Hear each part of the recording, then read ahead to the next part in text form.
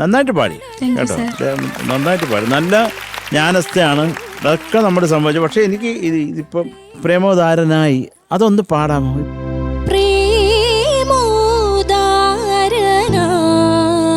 ആ okay okay okay, അതിനൊക്കെ ഒരു ക്ലാരിറ്റി വേണമായിരുന്നു. പിന്നെ ഇത് കണക്ട് ചെയ്തിട്ട് പ്രേമോദാരനിലേക്ക് പോകണം. അതല്ലേ അത് ആ ലൈനൊന്ന് പാടാമോ? അനഘ, അത്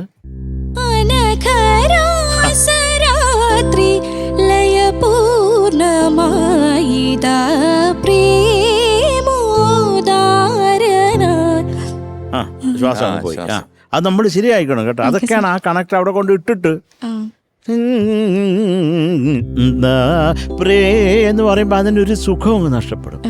അതുകൊണ്ടാണ് പറയുന്നത് കേട്ടോ. പിന്നെ ഹംസദൂതിൽ ഉണരും, അത് പാടാമോ?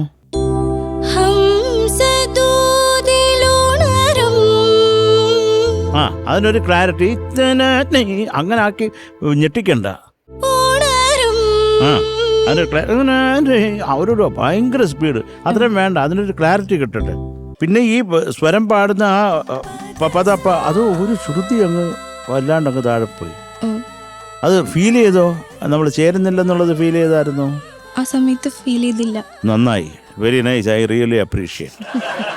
അത്രേ ഉള്ളടാ, അത്രേ ഉള്ളൂ. അപ്പം അത് ഒരു നല്ല പാട്ട്, മനോഹരമായിട്ടുള്ള ഒരു പാട്ട് എടുത്തുകൊണ്ട് വന്ന് ശിവാനി പാടി. ശിവാനി നല്ല പാട്ടുകാരൻ, നന്നായിട്ട് തന്നെ പാടി. പക്ഷെ ഇതൊക്കെ കൂടെ കുറച്ചും കൂടെ ശ്രദ്ധിക്കുക. വില്ലി വൈറ്റ് ടൂത്ത് പേസ്റ്റ് മറക്കണ്ട. Brush before bed with Willy White tooth paste.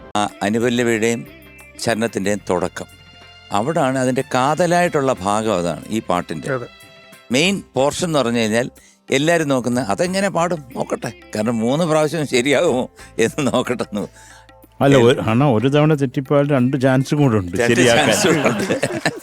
പക്ഷേ ഒരു തവണ തെറ്റിയ ആ 2 ചാൻസും തെറ്റുമെന്നുള്ള ഉറപ്പാണ്.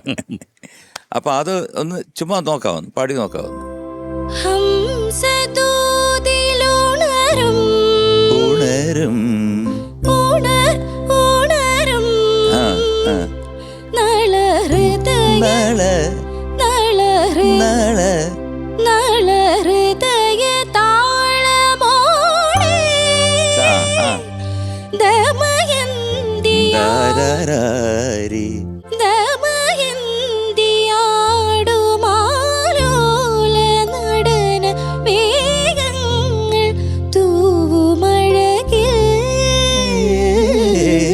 കണ്ടോ ആ ഒരു പോർഷൻ നല്ല കടുപ്പിച്ച് മാഷങ്ങ് ഇട്ടിരിക്കുക. പാടേണ്ടവര് പാട് എന്ന് പറഞ്ഞിട്ടിരിക്കുക. അങ്ങനത്തെ ഒരു ചെറിയ ചെറിയ പ്രശ്നങ്ങളാണ് അവിടെ ഇവിടെയൊക്കെ ആയിട്ട് വന്നിരിക്കുന്നത് കേട്ടോ.